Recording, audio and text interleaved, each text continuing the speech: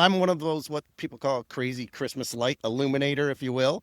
I have an animated Christmas light show where I have lights synchronize the music, lots of lights, colorful. I do it for the community, for the kids.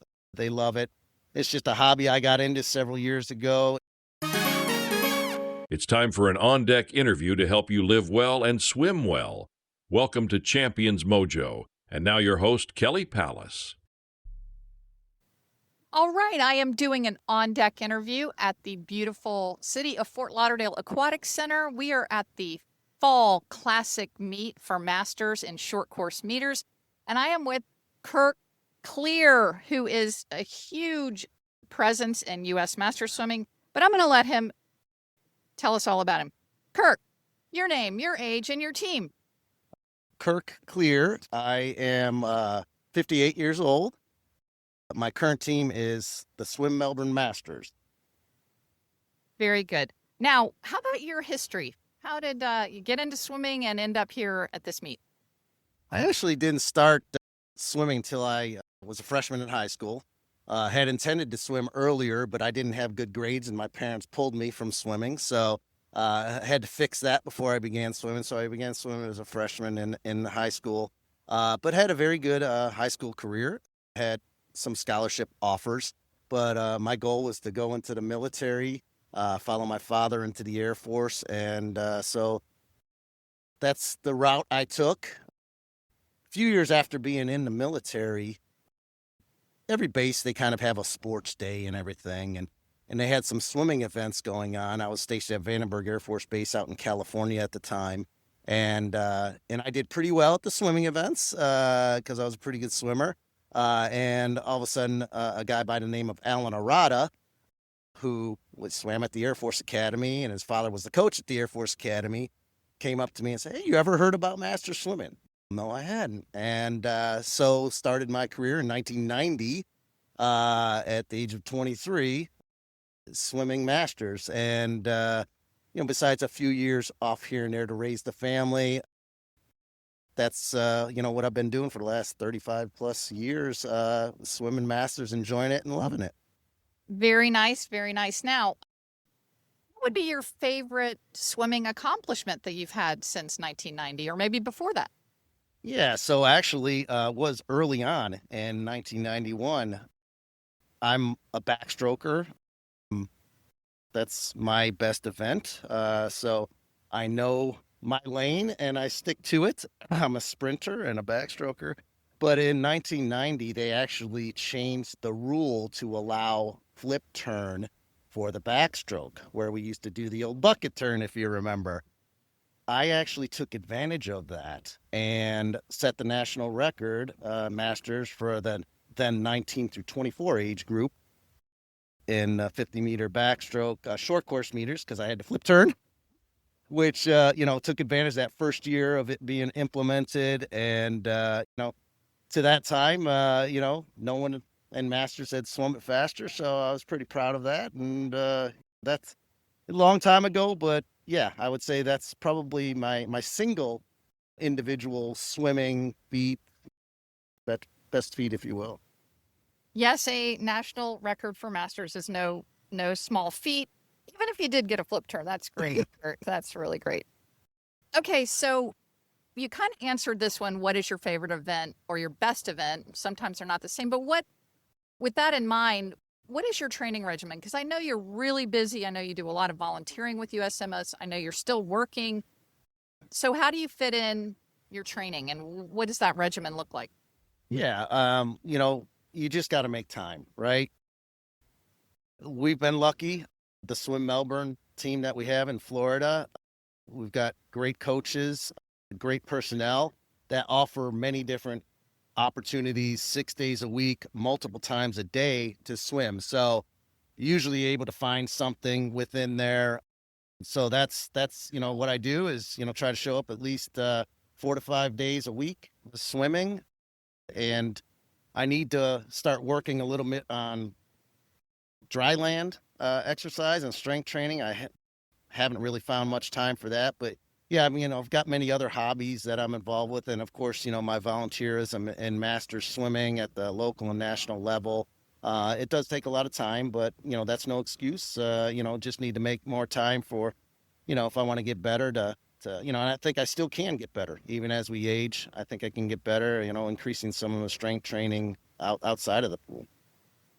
So I'm going to add a different question in here than I ask most people. So I know, Kirk, you often disappear in the month of July to go to a convention of sorts to help it's more than a hobby, but tell us about your Christmas lights decoration hobby. Yeah. Oh, thanks. Obviously, you know me, Kelly. Yeah. So in July, we have, yeah. So I'm one of those, what people call a crazy Christmas light illuminator, if you will. I have an animated Christmas light show where I have a light synchronize the music, lots of lights, colorful. Community loves. I do it for the community, for the kids. They love it. It's just a hobby I got into several years ago. Enjoy it. And there's a lot more than me around the country. We have a national convention every year called Christmas Expo. Yeah, usually takes place in July. In Florida, we've got such a huge group. Usually every March, we have our own Florida mega mini called Little Christmas Convention where, we kind of get to share ideas, workshops, learn from each other. Nobody wants to like outdo anybody, but we like to help each other out and we enjoy it. And yeah, so every Christmas and 4th of July, I do a 4th of July show, being a veteran and, enjoying America like I do. We usually do a week-long light show for the 4th of July, but then Christmas time, a whole month plus enjoy. We have a snow machine for kids. We do it for the community. We always raise money for a local charity, usually a veteran-associated charity we raise money for. So just something I like to do. Yes, it takes a whole lot of time. Matter of fact, this coming week, I'm taking a whole week off of work to kind of finish setting everything up. That's my vacation, is setting that all up and getting it ready to go for the light up day after Thanksgiving. Yes, and so I have been to several of your light shows, and it's spectacular. It is truly like a full-time job. I mean, we're talking bucket trucks. We're talking Kirk is up on a bucket truck putting lights in a 50-foot palm tree. It is beautiful. It's to music. And I think that's just, you still are going to have a fun fact at the end that is different than that one, but that is a really, really cool one. All right. And the great t-shirts that go with you being Christmassy are just funny because you've got 50 of them that say that. All right. Tell us about your biggest comeback in life, because that's always inspiring, and I know you've had a few. It doesn't have to be in swimming, but what's your biggest comeback in life, Kirk? Interesting, right? Question. Really wasn't expecting that, but you know me, Kelly. I don't like to use it as an excuse, but I've had a lot of surgeries. 19 surgeries. I just had my 19th surgery in April this year. My wrist. About 15 of them are orthopedic related. Obviously, it's never good to cut into your body. Your body does not heal the same as we get older. But I don't like to use that excuse. I just keep plowing through and keep jumping back into it. So I've kind of had little mini comebacks all along through my career. But as I think, comeback, just in life. Several years ago, I was with a company that, merged and got acquired. And, I was pretty high level, a director level. And, a lot of times they look for those senior level where they can cut the salaries. And, I was let go from that and not expecting it unexpectedly. But, like anything else, take it, dust myself off. I was able to come back, better job than before. I think a lot of times I've heard people say getting fired, and I wasn't really fired. It was just kind of a reduction in force, but it's sometimes good because sometimes we need change and we don't realize we need change, but we need change to grow. And so, that I've taken that opportunity to grow. And, I'm at the point in my career where I just enjoy teaching what I have learned through all my experiences to, my staff, younger people, peers that I work with, and watching them succeed. That just makes me happy. And as my kids are, older now, helping groom them into their careers, that's what I enjoy, and, like I say, I don't know if it's a really big comeback, but that's just a thing of just being positive and moving forward in life. Yes, definitely. I do love that. All right. Now some fun questions. Not that all these aren't just fun, right?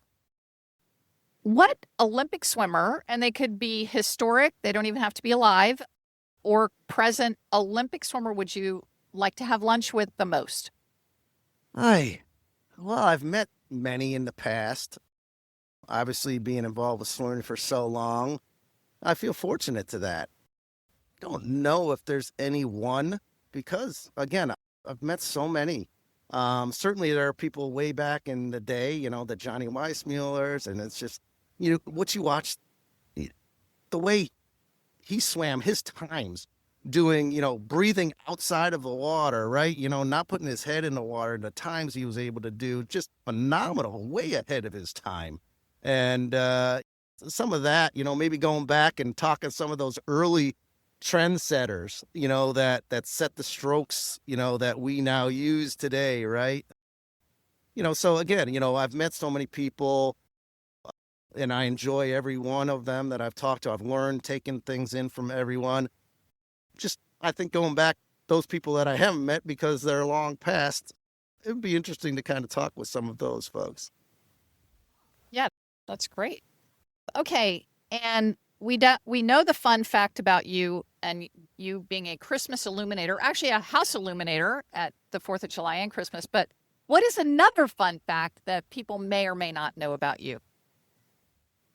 I do still play ice hockey. I grew up in Buffalo, New York, right on the Canadian border, right? Hockey is like a rite of passage. And so, yeah, I mean, down here in Florida, we actually have ice rinks. We have over 40 leagues. We got a lot of snowbirds that come down, a lot of folks that, from Canada and the Northeast that have moved down here. But I still enjoy that, playing ice hockey.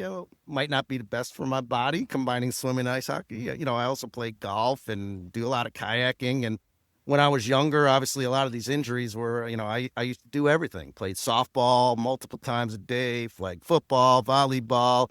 Yeah, I mean, I probably realized in my 20s that by the time I was 40, my body was not going to like this. And that came to fruition. But you only live once and life is short. And, I'm not going to cheat myself out of doing things that I enjoy. So I'm going to keep doing things as I enjoy and I think it keeps us stay young. And doing those things, I enjoy playing hockey 1 or 2 nights a week and combine with swimming. I think it helps us stay young and fit. And again, I'm going to keep doing activities that as long as the good Lord will let me. Yeah, I know, having seen you come in to morning practice, sometimes you'll be like, yeah, we had a game. It started at 11 p.m. last night, and you're kind of aching a little bit. So is there anybody famous in your ice hockey league? Well, yeah. Got a lot of interesting folks, but down in Melbourne, Florida, we actually, Doug Flutie, famous football player, obviously Heisman Trophy winner, great sportsman in L sports. He plays in our league, so it's kind of nice to see him once in a while. And well, we don't do a little checking. In our over 40 league, we're pretty respectful of each other, and we know that we're not going to make the pros. There's no scouts in the stands. But yeah, it's nice to be able to, outside of swimming, right? Get to know other people that were possibly famous in their sporting world, and just get to know them as personal people, because everybody just wants to be a friend and a person. Oh yeah, yeah. I just think it's fun that Ludi's in your ice hockey league. Okay, last question. Is there anything that I have not asked you that you would like to share with the master swimming community? I just think I've been a big proponent of master swimming. I think master swimming and USA Swimming, to be honest, is going through some trials right now, both of them different issues. But, I think the overall goal of adult swimming, keeping adults focused and improving their lives through swimming is definitely a great value we should keep doing. I would just say, hey, if you're out there, you love the sport of swimming too, volunteer. We really need volunteers at the local level, whether it's your club, whether it's your state, whether it's nationally. There's a place for you. We're always looking for new blood. We can find something for you to do, and it will help keep the sport going and keep it growing. So volunteers. I mean, love it. You know, if you love your sport, you want to see succeed, you know, give a little extra time. Great. Thanks so much, Kirk, for being with me today, and thanks for all that you do for Master Swimming and your volunteering. Thank you, Kelly. Thank you for listening to the Champions Mojo podcast. Would you consider leaving us a 5-star review on Apple? That's like getting a best time for us. Kelly and our team would be so grateful. See you next week for another boost of mojo.